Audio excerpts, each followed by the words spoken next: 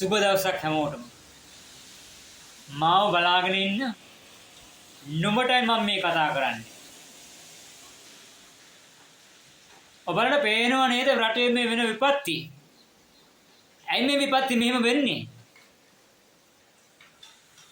කොහොමද මේ විපත්ති වෙන්නේ? නිකන් වෙනවද?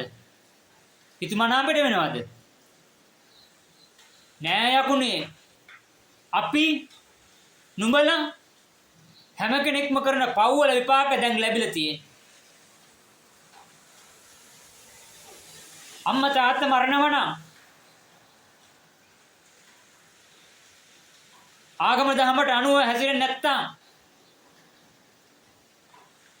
බුදුදහම සමාජයට අරගෙන නම් කොහොමද රටේ යහපත් කාලගුණයක් හැදෙන්නේ? කොහොමද රටේ යහපත් දේවල් ලැබෙන්නේ?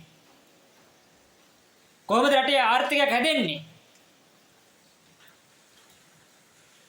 නිකන් නිකරුණේ ෆෝන් එකක් අරන් උඩ පැන්නට වැඩක් නෑ යකුනේ. දැන්වත් කරන පව් නතරපල්ල. නැත්තම් මේ යන විනාශේ කාටවත් නවත්තන්න බෑ. මතක තියාගන්න ඉන්න. නුඹලා අගෞරව කරන්නේ බුදුදහමටයි. ඒ බුදුදහමට අගෞරව කරන තාක්කල් කිසි කෙනෙකුට සාර්ථක ජීවිතයක් ලැබෙන්නේ නෑ. වලේ මිසක් වැටෙන්නේ. වලේ වැටෙන්නේ. දැන්වත් කරන පාප කර්ම නතර කරපල්ලා. මිනිවරණව නේද? ඒවා අයින් කරපල්ලා. රටේ ලේ වගුරුනව නේද? ඒවා නැති කරපල්ලා.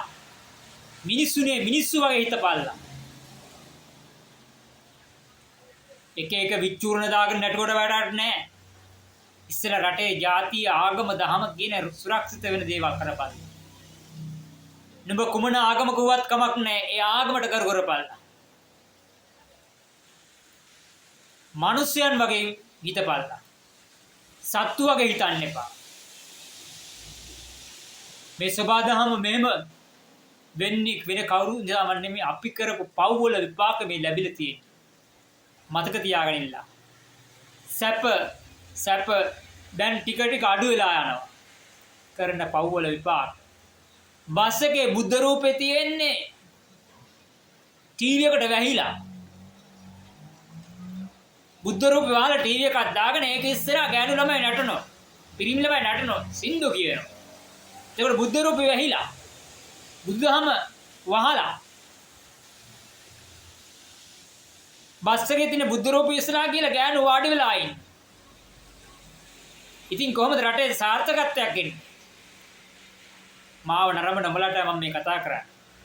මෙච්චර දවසක් මම මේව කතා කරේ නැහැ. අද කතා කරනවා. මොකද මේ සබා දාම මේ වෙනකොට අපේ පපු වලට දරා ගන්න බෑ. අහිංසක මිනිස්සුගේ ජීවිතය මේ විනාශ වෙන්නේ. ඒ නිසා දේශය පාලනය කරන ඔබත් පන්සල් තියෙන්නේ නිකන් නෙමෙයි. ඒවට වන්දනමාන කරන්න තියෙන්නේ බුදුන් දහම් වන්දනාමාන කරන්න තියෙන්නේ. රටේ ආගමික නායකයෝ ඉන්නේ මොකටද? නිකන් නෙමෙයි. මිනිස්සු යහමකට හරවන්න. ඒකට අපේ ස්වාමින් වහන්සේ නමක් පත් වෙලා දින මම ඔබ වහන්සේට දෑත් දෙක නමස්කාර කරනවා. මිනිස්සුන්ට දැන්වත් යහමාර්ගේ පෙන්වන්න අපේ හාමුදුරුවනේ. ඔබට සම්මා සම්බුදු සරණයි. මම කිව්ව වචනවල යම්කිසි වැරද්දක් තිබෙනවා. මගේ කමෙන්ට් එකට ඇවිල්ලා ඔයාලට පුළුවන් මේ දේවල් වැරදි කියලා කියන්න. හැබැයි මතක තියාගන්න බුදුදහමට අගෞරව කරන කාටවත් මේ ලෝකේ මේ රටේ මේ ජාතියේ කොහෙවත් ඉන්න හම්බ වෙන්නේ නැහැ. මෙච්චර මේ ව්‍යසනයක් වෙලා තියෙන්නේ ආගම දහමට අගෞරව කරන නිසා කියලා මතක තියාගන්න ඔයාලා. ඔබට සුබ දවසක්.